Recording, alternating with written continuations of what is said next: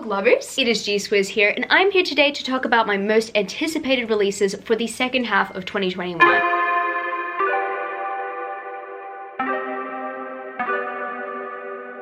So this is the first 7 on Sunday topic for the second half of 2021. Really exciting, and it's a very exciting topic for me as well as many people, but nevertheless this is a 7 on Sunday topic and I am the host of 7 on Sunday. I will link the Goodreads page down in the description where you can check it out and you can participate in a topic in the future. That would be great. I really love making these prompts for you guys. It's fun. I am going to be talking about around 10 books instead of 7 because sometimes I go over the number. So I guess without further ado, let's get into the topic. So first of all, this would come as no surprise to a lot of people who have watched my channel in the last year. The Queen Will Betray You by Sarah Henning. This is the sequel to The Princess Will Save You. This one, I believe, is coming out at the very beginning of July. I'm really excited for it. I have only just reread The Princess Will Save You, and The Princess Will Save You, I realized it was better than it was the first time. You know when you read or when you plan to reread a book and you think to yourself, maybe it's not going to be as good as when I read it for the first time? Well, that didn't happen with me and The Princess Will Save You. I really loved the book, I really loved the story, and I loved the characters, and I was so attached to them. When I first read it, I thought it had flaws in it, but then when I reread it, I realized all of it was absolutely perfect. It's one of my favorite books of last year. Therefore, the sequel and the finale is one of my most anticipated releases of this year. That being said, I am still kind of nervous as to how it is going to go. I hope that it lives up to my expectations of it, but if it doesn't, we're just gonna have to live with that.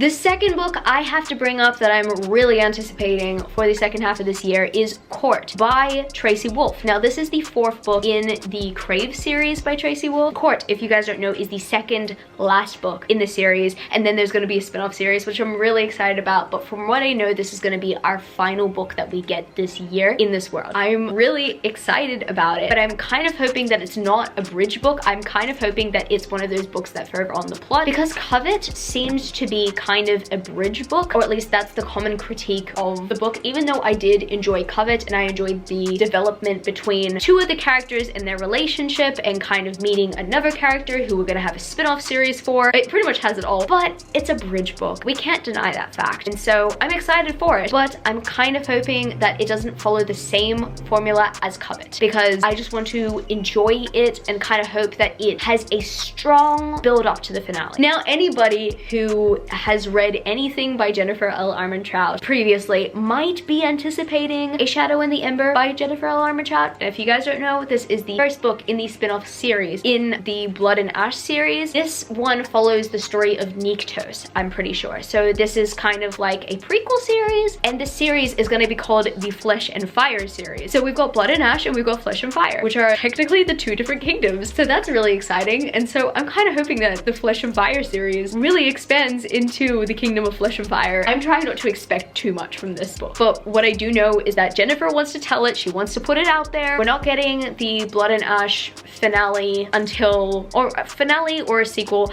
I don't know. I'm actually hoping that it's not the finale, but if it's the finale and if it ends well, that's cool. We're not getting that until March of next year. But in the meantime, we've got some time with the Flesh and Fire series. I'm not too sure if it's a debut or not. What I do know is that it's from an author that I have not yet read, and that, my friends, is These Hollow Vows by Lexi Ryan. I have already pre-ordered this book. In fact, I got it from the bookish box. I'm really excited for it to come. It's probably gonna come like 2 months later, let's be real, because sometimes when you're like pre-ordering for a specific month, and it's coming internationally, it might just come in September, so I might have to wait for my physical copy then. But I'm really excited to get into this because from what I know, it's for fans of any of the Fae books, and you know me and Fae as of recently. Me and Fae, we go hand in hand. We have been going hand in hand for a while, and I'm pretty sure the main character might be human, but if not, we'll see. Maybe they're Fae. I don't know. But what I do know is that in the promotional material of the bookish box, she has normal ears. You can obviously tell I know nothing about this book series except that it's been compared to many of the book series that I've read. So that's why I'm anticipating it. I'm really anticipating it because of that. And then for obvious reasons, I have Gods and Monsters by Shelby Mahurin. I mean, kind of not obvious reasons. It's 50-50. You guys already know that the first time I read Serpent and Dove, which was the only time I read Serpent Serpent and Dove. I gave it like a 2.5 out of 5 stars, but over time, as I've been thinking about this book, I still haven't thought about what I would rate it now.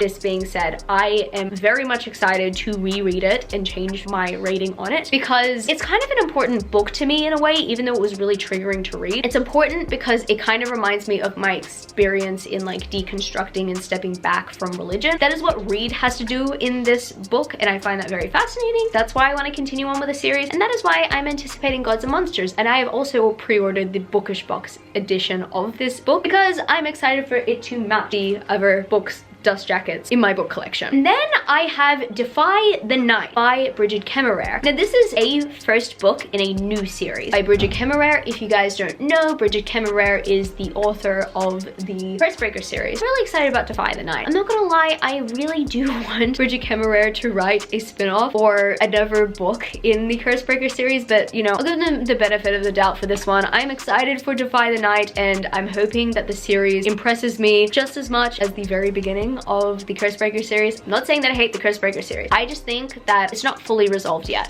I think it's open for expansion. And then I have to mention Steel Striker by Marie Lu. Now, if you guys don't know, this is the sequel and I'm pretty sure the finale to the Sky Hunter series, which happens to be a series by Marie Lu that I actually like. And if you guys know my history with Marie Lu, you would know that Marie Lu's books, you know, majority of the time they're just not for me. Half the time, I'd say, because it's 2 out of the 4 series that she's put out that I'm actually not a fan of, and 2 out of the 4 series that I actually kind of like. And I did really like Sky Hunter. I believe Sky Hunter is probably her strongest book to date. Kingdom of Back is pretty close. I did read Kingdom of Back. I barely read standalones, but I ended up actually listening to that one on audiobook, and I did enjoy it. I loved how it was very expanded upon and it did not feel rushed. I'm enjoying Marie Lu's pacing now because I didn't actually enjoy her pacing beforehand. I like her pacing now, and I think that Sky Hunter, she had perfect pacing in that book. Therefore, I kind of hope that Steel Striker will have the same kind of energy. And then I have to mention Aurora's End by Amy Kaufman and Jay Kristoff, and I'm pretty sure everybody is anticipating this book because of the ending of Aurora burning. That ending was just overwhelming. All I have to say is I really need to reread the other books to fully invest myself in Aurora's End, because I think I was really attached to the characters in Aurora Rising when I first read it. I wasn't as attached to them in the second book. I think I was more reading it for the story's sake and knowing what happens at the end and knowing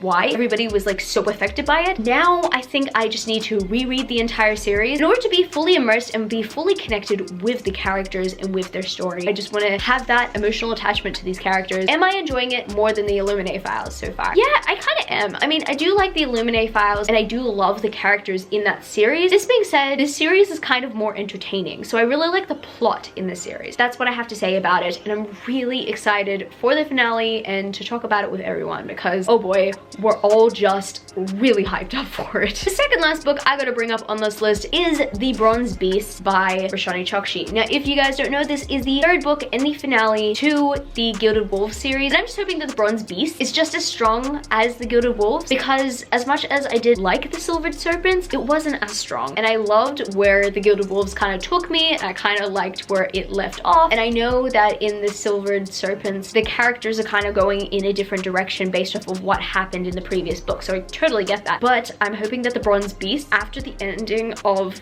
the Silvered Serpents, is just as strong as the first book. The first book ended up being my favorite book in the series and one of the best books that I read last year. And Roshani Chokshi is an amazing writer, so I have faith in her. Really excited to read the series, or finish the series, probably reread the first books in the lead up to The Bronze Beast. And the last book that I gotta mention, we have been blessed with 2 books in this series coming out in the same year. Really excited about it, and that is The Gilded Cage by Lynette Noni. This is the sequel to The Prison Healer, which is one of my favorite books that I've read this year. I love it, and guys, she's Australian, from my country, gotta represent here. Lynette Noni honestly writes some amazing stories. The Majoran Chronicles being one of those examples, The Prison Healer being another one of those examples. I love that book, and it was a very compelling first book that left me on a cliffhanger to the point that I just need to know what happens next. I love the fact that in a few months' time, I can know what happens next. But then obviously it's a trilogy, so yeah, we'll find out what happens after that. I hope the cliffhanger is not as painful as the first one, but it might just be. We'll see. I hope that the series has potential for spin-offs, but if not, that's cool. I'm satisfied with the trilogy. I'm happy that we're finally getting trilogies. I mean, no, we're not finally always getting trilogies. Some things are still duologies these days. I guess that's gonna be it for this video today, book lovers. If you happen to enjoy it, don't forget to give it a thumbs up and subscribe to my channel if you haven't yet already. Join the amazing community of book lovers, and also I have social medias. I'm at gswizzlebooks on Twitter and Instagram, and I'm also Goodreads. That's www.goodreads.com/gswizzle. I love you, book lovers, and I will see you later.